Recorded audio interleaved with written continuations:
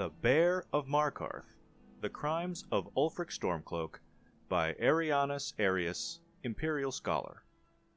An account of Ulfric Stormcloak's short-lived, independent reign over the Reach.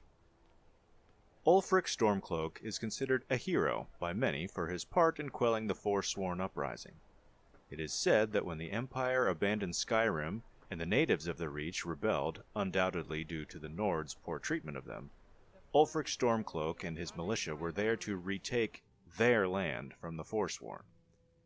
In all the bravado and epic yarns the skalds compose of his exploits, you would think Ulfric to be a giant of a man equal to that of Tiber Septim in his cunning, leadership, and decisive actions. But the truth is far more revealing. Yes, from 4th Era 174 to 176, the Forsworn did in fact rule over the Reach as an independent kingdom from Skyrim. Yes, this was accomplished while the Empire was beset by Aldmeri Dominion forces and could not send the Legion to re-establish order, and yes, Ulfric Stormcloak did quell the rebellion without Imperial assistance. That much is true, but what the bards often fail to tell in their stories is that the Forsworn kingdom was quite peaceful for those 2 years they were in power. True, some crimes were committed against former Nord landowners, often those accused of being the harshest towards their native workers, but on the whole, the Forsworn ruled their lands fairly, and were making overtures to be recognized by the Empire as a legitimate kingdom. In the wake of the aftermath of the Great War, you can imagine the backlog on stately matters the Empire had.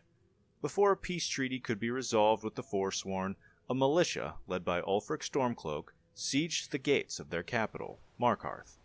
What happened during that battle was war, but what happened after the battle is nothing short of war crimes. Every official who worked for the Forsworn was put to the sword, even after they had surrendered. Native women were tortured to give up names of Forsworn fighters who had fled the city or were in the hills of the Reach. Anyone who lived in the city, Forsworn or Nord alike, were executed if they had not fought with Ulfric and his men when they breached the gates. Quote, "You are with us, or you are against Skyrim," end quote, was the message on Ulfric's lips as he ordered the deaths of shopkeepers, farmers, the elderly, and any child old enough to lift a sword that had failed in the call to fight with him.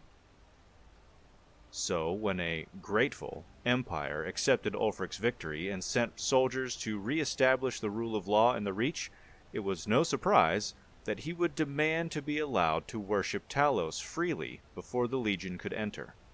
With chaos running through the streets of Markarth and the reports of death rising every day, the Empire had no choice but to grant Ulfric and his men their worship.